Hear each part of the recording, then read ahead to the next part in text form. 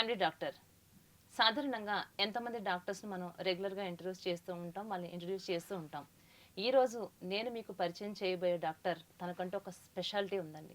ఏంటనుకుంటున్నారా? ఒక మెడికల్ ఆఫీసర్‌గా ఆర్మీలో 5 సంవత్సరాలకు పైగానే తను వర్క్ చేసి ప్రెజెంట్ ఒక గైనకాలజిస్ట్‌గా తాను వర్క్ చేస్తున్నారు. ఆ డాక్టర్ గారు ఎవరో కాదు డాక్టర్ రాధికా కందర గారు. మ్యామ్ నమస్తే మ్యామ్. నమస్కారం. చాలా ప్రౌడ్‌గా ఉందండి మిమ్మల్ని ఇంటర్వ్యూ చేయడం. Thank you. మ్యామ్ ఆర్మీలో వర్క్ చేసొచ్చారు. 5 ఇయర్స్ మీరు అక్కడ వర్క్ చేసి రావడం జరిగింది. అక్కడ మీ ఎక్స్‌పీరియన్స్ ఒకసారి మాకోసం. నేను medicine armed forces medical college నుంచి చేశానండి. Okay ma'am. దాని తర్వాత ఇట్ హ్యాపెండ్ దట్ నేను ఆర్మీలో జాయిన్ అయిపోయాను along with my friends. Army join అయిన తర్వాత 1 year internship and then Punjab Pakistan బార్డర్‌లో I worked in the Indian army. I was privileged to work in the Indian army అనుకుంటాను నేను. It's like good experience, varied type of cases, varied type of things. Good experience to work with the army people. So, and as South Indians, we don't have that much touch with army people కదా. So అక్కడ ఏంటంటే north ఇండియన్స్కి ఎక్కువ craze ఉంటుంది ఆర్మీలోకి వెళ్ళాలి అలా ఉండాలని. సౌత్లో అంత ఎక్కువ ఉండదు. We don't get exposed also, we don't see many army people also. అదే అక్కడైతే కొంచెం ఎక్కువ ఉంటుంది. సో అట్లా ఆర్మీ మెడికల్ కాలేజ్ నుంచి చేశాను కాబట్టి అలా జాయిన్ అయిపోయాను. And yes, it was a nice tenure. అంటే ఆర్మీలో జాబ్ అనగానే సాధారణంగా జెంట్స్ని పంపించాలి, అబ్బాయిని పంపించాలంటేనే ఇంట్లో పేరెంట్స్ చాలా ఆలోచిస్తారు. అది దాంట్లో ఆర్మీలో జాబ్ చేస్తున్నారంటే అది చిన్న విషయం కాదు, ఒక రిస్కీ జాబ్ అనుకోవచ్చు. అబ్బాయిల్ని పంపించడానికే పేరెంట్స్ ఆలోచిస్తారు కదా. అలాంటిది ఒక అమ్మాయిగా మీరు అక్కడికి వెళ్ళి వర్క్ చేయడానికి అంత ఒక రకంగా చెప్పాలంటే సాహసం చేశారనే చెప్పాలి. మీకంటే కూడా మీ పేరెంట్స్ ఇంకా సాహసం చేశారనే చెప్పాలి. ఎలా అనిపిస్తుంది పేరెంట్స్ని ఏ విధంగా మీరు ఒప్పించగలిగారు, లేకపోతే వాళ్ళ ఇంట్రెస్ట్తో మిమ్మల్ని పంపించారా? అంటే మా ఫాదర్కి ఇంట్రెస్ట్ ఉండేదండి ఆర్మీలో ఉంటే బాగుంటుందని. బట్ అంటే 5 ఇయర్స్ ఆర్మీ మెడికల్ కాలేజ్లో చేసి సమ్ సార్ట్ ఆఫ్ డిసిప్లిన్ ఉంటుంది అక్కడ. సో అలా ఉన్న తర్వాత ఆటోమేటిక్గా ఆర్మీలో జాయిన్ అయిపోయాను. నథింగ్ లైక్ అదేమి కొత్తగా నేను కన్విన్స్ చేయాల్సిన అవసరం రాలేదు. నేను ఆర్మీలో జాయిన్ అయిపోయాను. ఇన్ఫ్యాక్ట్ చెప్పాలంటే పెద్ద ఇన్ఫర్మేషన్, పెద్ద నాలెడ్జ్ లేకుండా జాయిన్ అయినట్లే. 1 ఇయర్ ఇంటర్న్షిప్ అయిపోయిన తర్వాత ఎప్పుడైతే యాక్చువల్ ట్రైనింగ్ ఉంటుంది ఆర్మీ పీపుల్ది, అంటే you get to know about అసలు ఆర్మీ అంటే ఏంటి, ఏమి ఉంటుంది, ఇన్ఫెంట్రీ, ఆర్మర్, డిఫరెంట్ ఫీల్డ్స్ ఉంటాయి కదా, వాటి గురించి ఇన్ఫర్మేషన్ ఉంటుంది మాకు. సో దాని తర్వాత ఫైరింగ్ నేర్పించడం, ఎక్సర్సైజెస్ చేయించడం, అవన్నీ ఉంటాయి అన్నమాట మాకు. సో అవన్నీ ఉన్న తర్వాత అప్పుడు మాకు పోస్టింగ్స్ ఇస్తారు. సో అలా పోస్టింగ్ వెళ్ళినప్పుడు, ఫస్ట్ పోస్టింగ్ వెళ్ళినప్పుడు వరకు బాగుందని అనుకున్నాను. అక్కడికి వెళ్ళిన తర్వాత because it was a border area, so కొంచెం అంటే భయపడినటువంటి సిచ్యువేషన్స్ ఎప్పుడైనా ఉన్నాయా? ఏమైనా జరిగిందా? భయపడాల్సిన అవసరం రాలేదండి, ఎందుకంటే వీఆర్ క్వైట్ ప్రొటెక్టెడ్. అట్లేమీ భయపడాల్సిన అవసరం రాలేదు. కానీ బట్ నేను ఒక్కదాన్నే ఉండేదాన్ని. ఇంకా ఆర్మీ అంటే నాకు యూనిట్లో ఇంకెవరు లేడీ డాక్టర్స్ ఉండేవాళ్ళు కాదు, లేడీ ఆఫీసర్స్ కూడా ఉండేవాళ్ళు కాదు. So I was the only lady. I was the only lady. I was the only doctor for almost 600 ట్రూప్స్కి. నేను ఒక్కదాన్నే ఉండేదాన్ని డాక్టర్. సో ఏదన్నా వాళ్ళు వచ్చేవాళ్ళు అప్పుడు అసలు, అంటే maybe this was almost 25 years back. So అప్పుడు అంత భయపడాల్సిన సిచ్యువేషన్ కూడా లేదు. మేబీ యంగ్ బ్లడ్ అనుకోండి. సో ఎంతూజియాస్టిక్గా ఉండేది, ఇంకా ఏదో వర్క్ చేద్దాం, ఇంకా ఏదో చేద్దాం. అప్పుడే కార్గిల్ ఇది అయిపోయింది. సో ఇట్ వాజ్ లైక్ ఇంకా ఏదో చెయ్యాలి అన్న ఎంతూజియాజం ఉండేది. ఇప్పుడు అనిపిస్తుందా అండి, ఎప్పుడైనా అనిపిస్తుందా మళ్ళీ వెళ్ళాలి, మళ్ళీ వెళ్ళి చేయాలి, అవకాశం వస్తే వెళ్దాం అన్న సందర్భాలు ఎప్పుడైనా కలిగినాయి? యాక్చువల్లీ బయటికి వచ్చింది కూడా మా పేరెంట్స్ ఇంకా చాలే 5 ఇయర్స్ చేసింది అనేసరికి వచ్చాను. కానీ otherwise yes, it's always good అండి. అంటే లైఫ్లో ఒక మంచి ఎక్స్పీరియన్స్ అయితే పొందారు. అంటే అండ్ ఎవరైనా ఇంటర్వ్యూస్ చేసినప్పుడు ఏ కంటెంట్ మీద వెళ్తామో ఆ కంటెంట్ మీదే వెళ్ళిపోతూ ఉంటాం. కానీ మీరు ఒక స్పెషల్. రాధిక గారు చిన్ననాటి నుంచి లైఫ్ ఎలా లీడ్ చేసుకుంటూ వచ్చారు, మీ పర్సనల్ లైఫ్, మీ ఫ్యామిలీ మెంబర్స్ గురించి ఒక్కసారి మా వీఫీ ఆడియన్స్ కోసం. ఓకే, చిన్నప్పటి నుంచి అంటే మా పేరెంట్స్ డాక్టర్స్ అండి. మా ఫాదర్ జనరల్ ఫిజిషియన్ అండ్ మా మదర్ హోమియోపాత్. సో నాకు 2 బ్రదర్స్ ఉన్నారు. వాళ్ళిద్దరూ, ఒక అన్నయ్య సాఫ్ట్వేర్ ఇంజనీర్, ఒక బ్రదర్ ఆర్కిటెక్ట్. సో నాకంటే మా పేరెంట్స్ని చూడటం వల్ల కానివ్వండి, ఎందుకు వచ్చిందో కానీ చిన్నప్పటి నుంచి అయితే డాక్టర్ అవుతా, లేకపోతే ఇంకేం అవ్వనని చెప్పేదాన్ని. సో అలా చిన్నప్పటి నుంచి నాకు మెడిసిన్ అంటేనే ఇష్టం ఉండేది. So I joined. Then inter అయిపోయిన తర్వాత ఎంట్రన్స్ రాయడం, ఎంట్రన్స్ రాసిన తర్వాత లైక్ ఎయిమ్స్, ఎఫ్ఎంసి, జిప్మర్ అలా నేషనల్ లెవెల్ కాలేజెస్ ఎంట్రన్సెస్ ఉండేవి. సో అలా సిఎంసి, వెల్లోర్ అండ్ ఎఫ్ఎంసిలో రెండిట్లో సీట్ వచ్చింది. సో అందరూ మా పేరెంట్స్ని ఎఫ్ఎంసి సీట్ వస్తే వదిలేయద్దు, చాలా మంచి కాలేజ్ అది ఇదని చెప్పేసరికి ఇంకా అక్కడ జాయిన్ చేశారు. సో ఎఫ్ఎంసిలో జాయిన్ అయ్యాను. ఇనీషియలీ ఏంటంటే కొంచెం డిఫికల్ట్గా ఉండేది, అంటే ఫస్ట్ టైం పేరెంట్స్ని వదిలిపెట్టి వెళ్ళడం, సో డిఫికల్ట్గానే ఉండింది. But once I got to know people, friends ఏర్పాటైన తర్వాత ఇట్ వాస్ ఫన్. అంటే కాలేజ్లో ఎఫ్ఎంసి అంటే ఎలా ఉంటుందంటే we get to do everything. Sports ఉంటుంది, దెన్ హాబీస్ ఉంటుంది, డిబేటింగ్ ఉంటుంది, ఆర్ట్ ఉంటుంది, కుకింగ్ ఉంటుంది, అన్నీ ఉంటాయి. So you get to do everything. Life అనగానే ఇంచుమించుగా ఒక 18 to 19 అవర్స్ వాళ్ళు చదువు మీదే వాళ్ళు మొత్తం శ్రద్ధ చూపించాలి. అందరిలాంటి లైఫ్ని వాళ్ళు లీడ్ చేయలేరు, చాలా మిస్ అవుతారు స్టడీగా ఉన్నప్పుడు. ఇంకా ఎందుకంటే కాలేజ్ లైఫ్ కానీ, ఫ్రెండ్స్తో ఎంజాయ్ చేసేది కానీ, టూర్లు వెళ్ళేది కానీ, ఇలాంటి వాటికి ఎక్కువగా వాళ్ళు ప్రిఫరెన్స్ ఇవ్వకోకుండా చదువు మీద ఎక్కువ కాన్సన్ట్రేషన్ పెట్టాలి అనేది అయితే మనం రెగ్యులర్గా వింటూ ఉన్నాం. మీరు అలాంటి ఏమైనా మిస్ అయిన సందర్భాలు కానీ? మాకు అంటే ఎఫ్ఎంసీకి వెళ్ళిన తర్వాత అలాంటి సిచ్యువేషనే రాలేదండి. కోర్స్ ఇంటికి దూరంగా ఉండేవాళ్ళం. మాది కాలేజ్ పూణేలో, సో ఇంటికి దూరంగా ఉండేదాన్ని. కాకపోతే ఏంటంటే అన్నీ ఉండేవి, స్పోర్ట్స్ ఉండేవి, యాక్టివిటీస్ ఉండేవి, ఆర్ట్స్ ఉండేది, డిబేటింగ్ ఉండేది, అన్నీ. అంటే we used to go for inter కాలేజ్కి వెళ్ళే వాళ్ళం, ఫ్లవర్ రిక్రియేషన్ అని, అన్నీ క్యాలిగ్రఫీస్ అన్నీ. ఇన్ఫ్యాక్ట్ నేను కొత్తగా బాస్కెట్బాల్ ఆట నేర్చుకున్నది అక్కడే, స్విమ్మింగ్ నేర్చుకున్నది అక్కడే. సో అన్నీ చాలా నేర్చుకున్నాను నేను అక్కడ. So in fact it turns a person into a complete personality development ఉంటుంది. సో అలా ఎఫ్ఎంసీలో చాలా నేర్చుకున్నాను నేను. In fact it's turning point. ఇవన్నీ మీకు అక్కడ ఉపయోగపడినాయి అంటారా? చాలానండి, చాలా. బికాజ్ ఎస్పెషలీ వదిలేసి ఒక్క లేడీ ఒక్కళ్ళే పోస్టెడ్ ఉండడం అంటే, బికాజ్ నేనున్న యూనిట్లో ఏంటంటే ఈ ఫస్ట్ యూనిట్ స్టార్ట్ అయిన దగ్గర నుంచి అప్పటి వరకు ఎవరు ఒక లేడీ కూడా పోస్ట్ అవ్వలేదు ఇంతవరకు కూడా. నేను ఒక్కదాన్నే ఉన్నాను, ఇప్పటి వరకు కూడా ఎవరు లేరు కూడా ఇంకా దాంట్లో. సో అలా ఒక్కళ్ళమే ఉండటం అనేది ఇట్స్ నాట్ ఈజీ అండి. అంటే వాళ్ళకి యూనిట్ వాళ్ళు చెప్పిన దాని ప్రకారం అయితే వాళ్ళకి అసలు లేడీస్కి వేరే రిక్వైర్మెంట్స్ ఉంటాయి, వాష్రూమ్స్ వేరే ఉంటాయి, అలాంటి సదుపాయాలు కూడా ఉండేవి కాదు అక్కడ. ఎందుకంటే వాళ్ళు అసలు they not get to have a lady there in their unit అనమాట. సో అక్కడికి నేను వెళ్ళిన తర్వాతే చాలా వరకు కొత్తగా వాళ్ళు తెలుసుకున్నారు, నేను తెలుసుకున్నాను. But FMC foundation definitely help me a lot అని చెప్పాలి. సో అప్పుడంటే నేను చెప్పినట్టు యంగ్ బ్లడ్, ఎంతూజియాజం ఉండేది. ఇంకా ఏదో చేసేయాలి, కంట్రీకి మనం ఏదో చేసేయాలి, ఇంకా ఉండాలి, ఇంకా చెయ్యాలి అన్న ఎంతూజియాజం ఉండేది. So not that we don't have now, but అప్పుడు ఇంకా రెస్పాన్సిబిలిటీస్ తక్కువ కదా. మెడిసిన్ అయిపోయింది, వెంటనే జాయిన్ అవ్వడం. సో ఇట్ వాస్ అది ఇట్ వాస్ గుడ్ అనమాట. సో బికాజ్ ఆల్మోస్ట్ బార్డర్లోనే ఉండేదాన్ని, అంటే ఇలా బయటకు వస్తే ఫెన్స్ కనిపించేది అనమాట. ఒకసారి పర్మిషన్ తీసుకుని మా పేరెంట్స్ తీసుకెళ్తే ఇంకా వాళ్ళు చూసి, అమ్మో ఎక్కడ ఉంటున్నావు ఏంటిది, సో ఇంకప్పుడు వాళ్ళు ఇంకా చాలు చేసింది, అలా బయటకు వచ్చేసాను అనమాట నేను. మ్యామ్ ఇంకా మనం టాపిక్లోకి వెళ్దాము. అంటే ఐవీఎఫ్ దీని గురించి మాట్లాడుకునే దానికంటే కూడా ముందుగా టెస్ట్ ట్యూబ్ బేబీ అంటే ఒక 45-47 ఇయర్స్ బ్యాక్ నుంచే కూడా మనకి టెస్ట్ ట్యూబ్ బేబీ అనేది ఉంది. కానీ అది ఒకప్పుడు చాలా నేరంలాగా, చాలా తప్పులాగా అప్పుడు భావించేవారు. టెస్ట్ ట్యూబ్ బేబీ అంటే ఇంకా వాళ్ళని ఒక అవాయిడ్ చేసిన విధంగా చూసేవారు, వాళ్ళు చెప్పుకోవాలంటే కూడా భయపడేవారు. అట్లాంటిది ఇప్పుడు ఎన్ని రకాల ట్రీట్మెంట్స్ అయితే ఇప్పుడు మనం అన్నీ వస్తున్నాయి చూస్తున్నాం. అసలు అప్పటికి ఇప్పటికి ఏంటి డిఫరెన్స్? అంటే ఇప్పటికీ కూడా ఉందండి అది.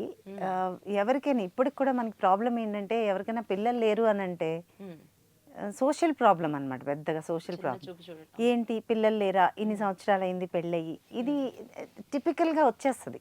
మనం ఎంత అడ్వాన్స్డ్ అయ్యాం అనుకున్నా సరే it's a big social stigma for us. అంటే అమ్మో పిల్లలు లేరంట, వీళ్ళకి పిల్లలు లేరు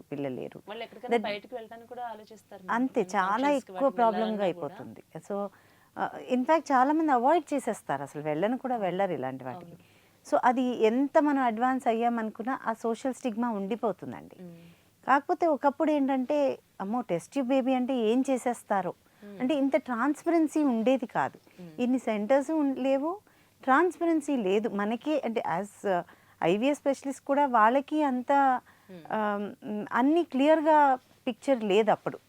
సో విత్ అడ్వాన్స్మెంట్స్ ఏంటంటే క్లారిటీ వచ్చింది. విత్ అడ్వాన్స్మెంట్స్ ఓకే ఇలా చేస్తే ఇలా జరుగుతుంది అని ఒక పిక్చర్ క్లియర్ అయింది అందరికీ. సో అదే ట్రాన్స్పరెన్సీ పేషెంట్స్కి కూడా వస్తుంది. ఓకే ఇందులో ఏమీ అన్యూజువల్ థింగ్ కాదు. అంతకుముందు ఏంటంటే ఐవీఎఫ్ బేబీస్ అంటే అబ్నార్మల్ ఉంటారేమో, తేడాగా ఉంటారేమో, ఏమన్నా తర్వాత ఏమన్నా ప్రాబ్లమ్స్ వస్తాయేమో వాళ్ళకన్నా సిచ్యువేషన్స్ ఉండేవి. ఇప్పుడు అలా కాదు. పీపుల్ నో అంటే ఓకే వాళ్ళదే ఎగ్, వాళ్ళదే స్పర్మ్, సో మన బేబీనే వేరుగా హెల్ప్ చేసి గ్రో చేస్తున్నారు అన్న అవేర్నెస్ వచ్చిన తర్వాత యాక్సెప్టెన్స్ పెరిగింది. ఇప్పటికీ కూడా స్టిల్ అంటే ఎవరైనా పేషెంట్ వచ్చేటప్పుడు they don't want their relatives to know. ఎవరికి పక్కన వాళ్ళకి చెప్పరు, వస్తారు ఇన్ఫర్టిలిటీ ట్రీట్మెంట్కి వస్తున్నారు. ఆ అవేర్నెస్ పెరిగింది, ఆ యాక్సెప్టెన్స్ పెరిగింది. బట్ రిలేటివ్స్లో డిస్కషన్ అలాంటివి ఇంకా అవ్వలేదు. ఇంకా అంత అడ్వాన్స్మెంట్ అవ్వలేదు, ఇంకా అంత అడ్వాన్స్మెంట్ అవ్వలేదు మనకి. కానీ మ్యామ్ ఒక రకంగా చెప్పాలి అని అంటే ఈ ఐవీఎఫ్ ట్రీట్మెంట్స్ ఏమైతే ఉన్నాయో అట్లాంటిది ఏదైనా ఇప్పుడు 2 months 3 monthsలోనే మ్యారేజ్ అయిన తర్వాత, ఎందుకంటే మ్యారేజెస్ చేసుకోవడమే చాలా లేట్ చేసుకుంటున్నారు. ఈ 2-3 నెలలు ఒక 4 నెలలు గ్యాప్ చూసిన తర్వాత మనకు రాలేదంటే ఇమీడియట్గా ఈ ట్రీట్మెంట్స్కి వెళ్తున్న వాళ్ళని కూడా మనం చూస్తున్నాం. అంటే ఇప్పుడు ఒకవేళ నార్మల్గా వాళ్ళు కన్సీవ్ అయితే బెటర్ అంటారా, ఒకవేళ అట్లా కాకపోయినా ఈ ట్రీట్మెంట్ తీసుకోవడం వల్ల వాళ్ళకి ఎట్లాంటి ప్రాబ్లం లేదు అంటారా? నార్మల్ ఎప్పుడైనా నార్మలేనండి. అంటే ఎంత ట్రీట్మెంట్స్ అవైలబుల్ ఉన్నా సరే, లైక్ మనం గ్రాసరీ స్టోర్కి వెళ్తాము ఆర్ సూపర్ మార్కెట్కి వెళ్తాము, చాలా ఉంటాయండి, అన్నీ మనం కొనుక్కొని తెచ్చుకోం కదా, because we don't need them. అన్నీ అందరికీ అవసరం అవుతుందని కాదు. కాకపోతే mostly almost like 100 members 70 members న్యాచురల్గానే కన్సీవ్ అయిపోతారు. 20 members కొంచెం హెల్ప్ ఇస్తే కన్సీవ్ అయిపోతారు. ఇట్స్ ఓన్లీ లాస్ట్ 10 members కొంచెం ఏమన్నా ఐయుఐలు కానీ ఐవీఎఫ్లు కానీ అవసరమయ్యేది చాలా తక్కువ పర్సంటేజ్ మెంబర్స్కి. అంతేకాని ఇప్పుడు ఏంటంటే డెలిబరేట్గా డిలే చేసుకోవడము అలాంటి వాటి వల్ల అనవసరంగా ట్రీట్మెంట్స్కి, హయ్యర్ వర్షన్ ట్రీట్మెంట్స్కి వెంటనే వెళ్ళాల్సి వస్తుంది. బట్ స్టిల్ ఇప్పుడు కూడా 1 year ట్రై చేసిన తర్వాత కూడా ప్రెగ్నెన్సీ రాలేదు ఎవరికైనా అంటే దట్ ఈస్ ద టైం మీరు వెళ్ళి డాక్టర్ని కలవండి ఆర్ ఇన్ఫర్టిలిటీ స్పెషలిస్ట్ని కలవండి అని చెప్తాం. ఆర్ ఎవరికైనా ఏమైనా ప్రాబ్లమ్స్ ఉన్నాయి, లైక్ అంటే వైఫ్ కానీ హస్బెండ్ కానీ ఏమైనా ప్రాబ్లమ్స్ ఉన్నాయి, long lasting problems like thyroid లాంటిదో, బీపీ, షుగర్ అలాంటివి ఏమైనా ప్రాబ్లమ్స్ ఉన్నాయి, ఆర్ హస్బెండ్ వైఫ్ రిలేషన్స్లో ఏమైనా ప్రాబ్లమ్స్ ఉన్నాయి, are lady age more than 35 years ఉంది, అలాంటి వాళ్ళకి మాత్రం 6 months ట్రై చేయి కానీ ఇంకా ప్రెగ్నెన్సీ రాలేదంటే డాక్టర్ని కలవండి అని చెప్తాం. అలాగే మ్యామ్ నెక్స్ట్ ఇంకొకటి ఏంటి అంటే సాధారణంగా ఒక నార్మల్ బేబీ ఫస్ట్ బేబీ నార్మల్గానే అయిపోతుంది, ఆ తర్వాత కొన్ని ఇయర్స్ గ్యాప్ వస్తుంది. వీళ్ళు ఎలాంటి ట్రీట్మెంట్స్ చేయించుకోరు, ఎందుకంటే మనకి ఆటోమేటిక్గా నార్మల్గా వచ్చింది కదా, ఇంకొక 2 years అయినా 3 years అయినా 4 years అయినా కూడా లాంగ్ వెళ్ళిపోతూనే ఉంటుంది, కానీ వీళ్ళు నెగ్లెక్ట్ చేసేస్తారు. దీనివల్ల ఏమన్నా వీళ్ళకి భవిష్యత్తులో ఏమన్నా అంటే మొత్తానికి రాకుండా అయిపోవచ్చు అంటారా, లేకుంటే ఎట్లా ఎన్ని సంవత్సరాలు వెయిట్ చేయడం కరెక్టేనా అంటారా? యూజువల్గా ఐడియల్ గ్యాప్ బిట్వీన్ 2 children అంటే మనకి WHO కానివ్వండి, గవర్నమెంట్ రూల్స్ అంటే రూల్స్ అని కాదు, అడ్వైజ్ ఏంటంటే 2 to 3 years gap between children is the best gap అండి. ఇంకా గ్యాప్ పెరిగే కొద్దీ ఏమవుతుందంటే ప్రెగ్నెన్సీ రావడం కొంచెం కష్టం అవ్వచ్చు, మదర్ ఏజ్ పెరిగిపోతుంది కదా, మదర్ ఏజ్ పెరిగినప్పుడు కొన్ని టైప్ ఆఫ్ కాంప్లికేషన్స్ ఎక్కువ వస్తాయి, అంటే బీపీ కానివ్వండి, షుగర్ కానివ్వండి, ఆర్ మదర్ ఏజ్ పెరిగే కొద్దీ సిజేరియన్ సెక్షన్ రేట్ ఎక్కువ అవ్వడము, మళ్ళీ ప్రెగ్నెన్సీ రావడం కొంచెం డిలే అవ్వడం, ఎందుకంటే ఎగ్ క్వాలిటీ తగ్గిపోతుంది కదా. ప్రతి లేడీకి కూడా పుట్టినప్పుడు ఇన్నని ఫిక్స్డ్ నెంబర్ ఆఫ్ ఎగ్స్ ఉంటాయి.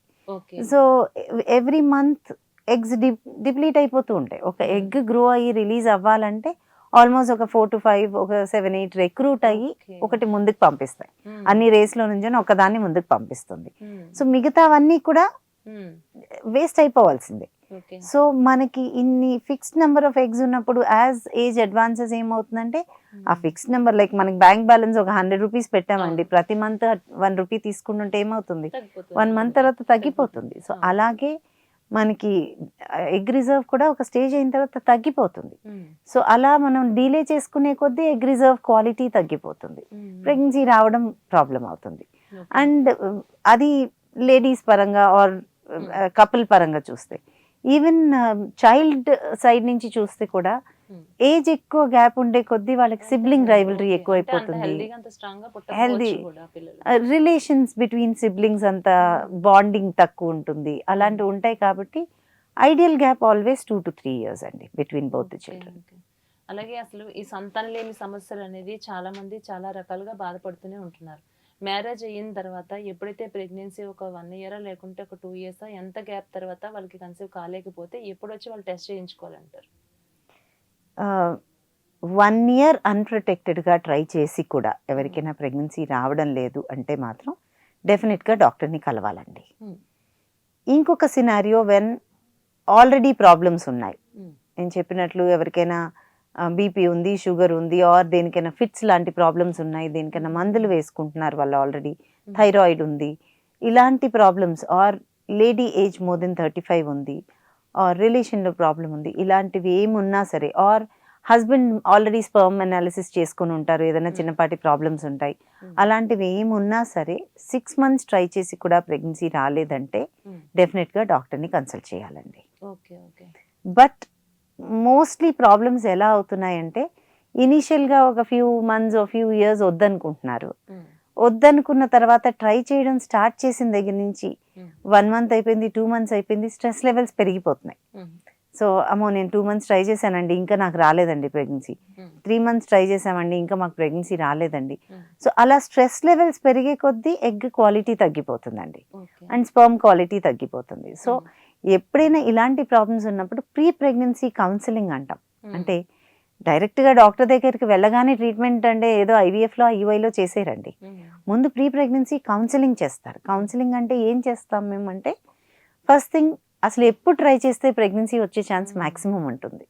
ఎందుకంటే చాలా మందికి ఫర్టైల్ పీరియడ్ అంటే కూడా తెలియదు. సో ఫర్టైల్ పీరియడ్ ఏంటి, అసలు ఎప్పుడు ట్రై చేస్తే మ్యాక్సిమం ఛాన్సెస్ ఉంటాయి వాళ్ళకి. సో ట్రయల్ ఎప్పుడు ఉండాలి. సెకండ్ థింగ్ ఐడియల్ ఏజ్ ఏంటి మీరు ట్రై చేసుకోవడానికి. దెన్ థర్డ్ థింగ్ ఏమైనా మెడికల్ కండిషన్స్ ఉన్నాయా, వాటిని కరెక్ట్ చేసుకోవాలా. లైక్ నేను చెప్పినట్టు బీపీ ఉందనుకోండి, అన్ని బీపీ మెడిసిన్స్ ప్రెగ్నెన్సీలో సేఫ్ కాదు. So we need to shift to a safer drug. Safe మెడికేషన్కి షిఫ్ట్ అయ్యి అప్పుడు ప్రెగ్నెన్సీ ప్లాన్ చేసుకోమని చెప్తాం. ఫిట్స్ ఉంటాయి, ఫిట్స్ వస్తాయి కొంతమందికి, వాళ్ళకు కూడా అంతే. ముందు సేఫ్ మెడికేషన్లోకి షిఫ్ట్ చేసుకొని స్టెబిలైజ్ చేసి పేషెంట్ని అప్పుడు ప్రెగ్నెన్సీకి వెళ్ళమని చెప్తాం.